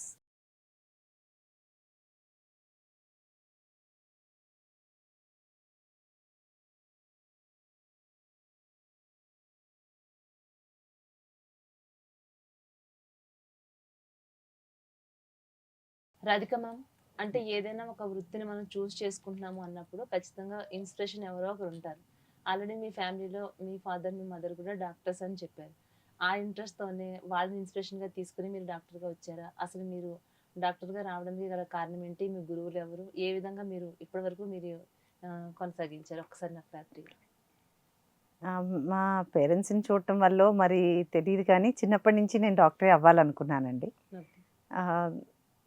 And అప్పట్లో మెడికల్ ప్రొఫెషన్ అంటే ఆల్మోస్ట్ నెక్స్ట్ గాడ్ అని అనుకోండి. అంటే కొన్ని మెడికల్ ప్రొఫెషన్లో చేయగలిగింది ఇంకెవరు చేయలేరండి. సో అందుకని సమ్హౌ ఇట్స్ అంటే అది ఇట్ టచ్డ్ మీ అనమాట. సో ఎప్పుడు డాక్టర్ అవ్వాలని అనుకునేదాన్ని. సో అది అయిపోయిన తర్వాత దెన్ ఆర్మీలో చదువుకొని ఆర్మీలో జాయిన్ అయ్యి 5 years అయిన తర్వాత అదొక కంప్లీట్లీ డిఫరెంట్ లైఫ్. అంటే army life, serving the country as a doctor అని అదొక different world all together. Army నుంచి బయటకు వచ్చిన తర్వాత పోస్ట్ గ్రాడ్యుయేషన్ చేయాలనుకున్నప్పుడు లేడీస్ ప్రాబ్లమ్స్ ఎలా ఉంటాయంటే చాలా వరకు లేడీస్ వెళ్ళి డాక్టర్ దగ్గరికి వెళ్ళి చూపించుకోరండి. ఆ ప్రాబ్లం బాగా ఎక్కువైపోయే వరకు, లేకపోతే ఇంట్లో ఎవరో ఒకళ్ళు పోరు పెడుతుంటే తప్ప వెళ్ళి చూపించుకోరు. అది వెళ్ళి చూపించరు కూడా. అంటే ఏముందిలే తగ్గిపోతుందిలే అని చాలా మంది వెళ్ళరు. సో అట్లా ఓకే గైనక్ చేస్తే బాగుంటుంది అని గైనకాలజీ చేశాను. దాని తర్వాత ఈవెన్చువలీ చూసి ఇన్ఫర్టిలిటీ అనేది ఏంటంటే మనకి లైఫ్ థ్రెటనింగ్ ఏం కాదు, లైఫ్ బాగానే ఉంటాం, మనం అంతా బాగానే ఉంటాం. కాకపోతే ఏంటంటే it's a big social problem. అంటే అటు చెప్పుకోలేరు ప్రాబ్లమ్. కపుల్ కావాలనుకుంటారు, ఎవరికి వద్దండి పిల్లలు, అందరికీ కావాలనుకుంటారు, కాకపోతే చెప్పుకోలేరు కొన్నిసార్లు. చాలామంది ఏంటంటే ఏదో లేని ధైర్యం తెచ్చుకొని లేదండి మేమే వద్దనుకున్నాం ఇంతవరకు, అంటే ఆ ధైర్యం తెచ్చుకొని ఏదో వాళ్ళని ఏదో ఎక్స్ప్లెనేషన్ చేసుకోవడం తప్ప. బట్ ప్రతి ఒక్కళ్ళు కూడా ట్రై చేస్తారు, ప్రతి ఒక్కళ్ళకి కూడా చిల్డ్రన్ కావాలి. కాకపోతే ఇది ఎంత సోషల్ ప్రాబ్లం అంటే మనం చెప్పుకోలేము. అలా అని వెళ్ళి డాక్టర్ని కన్సల్ట్ చేయాలంటే ఎలా ఉంటుందో భయము. సో అలాంటి టైంలో ఈ ఇన్ఫర్టిలిటీ చేస్తే బాగుంటుంది అన్న థాట్ వచ్చింది. నాకు పోస్ట్ గ్రాడ్యుయేషన్లో లీలా మేడం అని ఉండేవాళ్ళు మాకు హెచ్ఓడి మేడం. ఏంటంటే నువ్వు ఎక్సెల్ అవ్వాలంటే ఏదైనా ఫీల్డ్లో నారో డౌన్ అవ్వాల్సిందే, నువ్వు బాగా చెయ్యాలి అంటే నారో డౌన్ అయ్యి ఎక్సెల్ అవ్వాలి. అలా ఎప్పుడు మమ్మల్ని ఎంకరేజ్ చేస్తూ ఉండేవాడు, చెయ్యాలి ఇంకా నెక్స్ట్ అని. సో అలా ఎఫ్ఎన్బి ఎంట్రన్స్ రాశాను. ఎఫ్ఎన్బి ఎంట్రన్స్ అంటే అప్పట్లో మాకు 10 seats ఉండేవి. ఫెలోషిప్ నేషనల్ బోర్డ్ అనమాట. ఇది పోస్ట్ డాక్టరల్ ఫెలోషిప్, అంటే పీజీ అయిపోయిన తర్వాత మళ్ళీ 2 years of fellowship in infertility course అనమాట ఇది. సో అలా 10 seats ఉండేవి. సో ఎంట్రన్స్ రాసి ఎక్కడ సీట్ వస్తే అక్కడికి వెళ్ళాల్సిందే, మనకి అప్పుడు హైదరాబాద్లో ఉండేది కాదు. సో అలా సీట్ ఎగ్జామ్ రాశాను. ఎగ్జామ్ రాసిన తర్వాత క్యాల్కటా అండ్ కేరళ ఆప్షన్స్ ఉన్నాయి అప్పుడు. సో జనాలంతా క్యాల్కటా వస్తే వదిలేస్తావా? అప్పట్లో డాక్టర్ బిఎన్ చక్రవర్తి ఇన్స్టిట్యూట్ అంటే ఇప్పటికి కూడా డాక్టర్ బిఎన్ చక్రవర్తి అంటే he was there with almost like 1978 నుంచి ఫస్ట్ టెస్ట్ ట్యూబ్ బేబీ వచ్చిన దగ్గర నుంచి ఆయన డాక్టర్ సుభాష్ ముఖర్జీ అని ఫస్ట్ టెస్ట్ ట్యూబ్ బేబీ ఇండియాలో చేసిన ఆయన అనమాట. సో ఆయనతో పరిచయం ఉన్న సార్ అనమాట. సో అలా అప్పటి నుంచి పరిచయం ఉండి అలాంటి సార్ దగ్గర వస్తే నువ్వు మానేస్తావా సీటు, వద్దనుకుంటావా అని నన్ను పర్సుయేట్ చేశారు అక్కడికి వెళ్ళమని. అక్కడికి వెళ్ళేటప్పుడు కూడా అంటే మనకి సౌత్కి క్యాల్కటా ఎక్కడ, అక్కడికి ఎలా వెళ్ళి చదువుకుంటాను, కేరళ అయితే సౌత్ కదా అనిపించింది. బట్ అక్కడికి వెళ్ళిన తర్వాత సార్ని కలిసిన తర్వాత ఐ రియలైజ్డ్ అమ్మో ఇక్కడికి రాకపోయి ఉంటే ఏం మిస్ అయి ఉండేదాన్ని. ఎందుకంటే అక్కడంతా ఎలా అంటే సార్ని కలవాలంటే సార్ దగ్గర అపాయింట్మెంట్ కావాలంటే ఆల్మోస్ట్ 6 months వెయిట్ చేయాలి. ఎలా ఉండేవాళ్ళంటే ఓకే మేము దేవుడి గుడి దగ్గర ఆ, అంటే దేవుడి వెళ్తారు. గుడిలోకి వచ్చేసాం కదా ఇంక ఇప్పుడు అవును. వచ్చేస్తుంది మాకు ప్రెగ్నెన్సీ అన్నంత నమ్మకంతో ఓకే. వచ్చేవాళ్ళు పేషెంట్స్. ఉమ్, అంటే ఎలా అంటే దేవుడిని చూసాం ఇప్పుడు ఇంకా వచ్చేస్తుంది అనేవాళ్ళు సార్ని చూసి ఓపీ చూసుకున్న తర్వాత. ఉమ్, సో అంత నమ్మకంతో వచ్చేవాళ్ళు అనమాట. సారే మాకు ఇన్ఫర్టిలిటీ ట్రీట్మెంట్ అంటే ఐవీఎఫ్ ట్రీట్మెంట్ కాదు. ఉమ్, ఇన్ఫర్టిలిటీ అంటే అన్నీ చెయ్యాలి. అంటే ఉమ్, పేషెంట్కి ప్రీ ప్రెగ్నెన్సీ కౌన్సిలింగ్ దగ్గర నుంచి వాళ్ళకి న్యాచురల్గా ప్రెగ్నెన్సీ వచ్చేదానికి హెల్ప్ చేయడం దగ్గర నుంచి ఏ మెథడ్ వాళ్ళకి సూటబుల్లో ఆ మెథడ్లో మనం ఇవ్వాలి ట్రీట్మెంట్. సో అందరికీ ఐవీఎఫ్లు చేసేయడం కాదు. ఉమ్. సో అట్లా ఓకే, కాకుండా స్టెప్ బై స్టెప్ ఎలా వెళ్ళాలి ఏంటి అవన్నీ మాకు బేస్ మాకు సార్ ఇచ్చిన మీ అదృష్టం అనే చెప్పుకోవాలి మనం. చాలా చాలా చాలా అండి. ఉమ్, ఐ ఫీల్ వెరీ ప్రివిలేజ్డ్. అంటే ఉమ్. సార్ దగ్గర చదువుకోవడం వర్క్ చేయడం అనేది చాలా అదృష్టం అనుకోవాలి. సాధారణంగా డాక్టర్నే భగవంతుడితో మనం పోలిస్తాము, అలాంటిది డాక్టర్లే ఆయన దేవుడితో పోలిస్తే అంత అలాంటి గొప్ప వ్యక్తి దగ్గర మీరు సో శిష్యరికం చేయడం జరిగింది. చాలా అంటే అంటే మాకు ఇన్ఫ్యాక్ట్ ఇప్పుడు what ever I'm because of him అని చెప్పొచ్చు. ఎందుకంటే ఉమ్, మాకు బేసిక్ దగ్గర నుంచి ఓకే ఇలా చెయ్యాలి అలా చెయ్యాలి అని అంటే పేషెంట్ని మనం సింపతి చూపించకూడదు. అంటే అయ్యో పాప అనకూడదు. బట్ ఎంపథైజ్ చేయాలి పేషెంట్ని. అంటే వీ షుడ్ అండర్స్టాండ్ పేషెంట్కి ఏం జరుగుతుంది, వాళ్ళు ఏంటి, ఉమ్, అసలు వాళ్ళ వాళ్ళ సినారియో ఏంటి అర్థం చేసుకొని మనం ట్రీట్ చేస్తే, ఉమ్, ఇండివిజువలైజ్ చేసి ట్రీట్ చేస్తే Okay. ఇంకా సక్సెస్ రేట్స్ బెటర్గా ఉంటాయి. అంటే ఇంకా మనం ఆ సిచ్యువేషన్కి జస్టిస్ చేసిన వాళ్ళం అవుతాం. అంటే సే సార్ దగ్గర చేసి కానివ్వండి ఎవరి దగ్గర ఇవన్నీ నేర్చుకున్నది ఏంటంటే నేను అదర్ సైడ్ ఆఫ్ ద టేబుల్లో ఉంటే ఎలా ట్రీట్మెంట్ కావాలనుకుంటాను నేను కూడా అదే ఇవ్వాలని ఎప్పుడు అనుకుంటాను నేను. సంతానలేమి సమస్యలకు సంబంధించి ఎన్నో రకాల విషయాలు ఈ రోజు ఐవీఎఫ్ గురించి కానీ ఐఏ గురించి కానీ ఎంతో చక్కగా ఎంతో ఓపికగా మాకు తెలియజేశాను. మీ దగ్గరకు వచ్చే పేషెంట్స్ అదృష్టవంతులనే చెప్పాలి, ఒక రకంగా చెప్పాలంటే. చూస్తున్నారు కదా, అంత ఎలాంటి ప్రాబ్లమ్స్ ఉన్నా కూడా మీకు కింద కాంటాక్ట్ నెంబర్, మీకు స్క్రోలింగ్లో కాంటాక్ట్ నెంబర్ వస్తుంది, డైరెక్ట్గా మ్యామ్ని మీరు కలవచ్చు, మ్యామ్తో మీరు మాట్లాడవచ్చు. మీకు ఎలాంటి ప్రాబ్లమ్స్ ఉన్నా కూడా కింద స్క్రోల్ అవుతున్నటువంటి నెంబర్కి అందరూ కాల్ చేసి మీ ప్రాబ్లమ్స్ అన్నీ సాల్వ్ చేసుకోండి. థ్యాంక్ యూ అండి.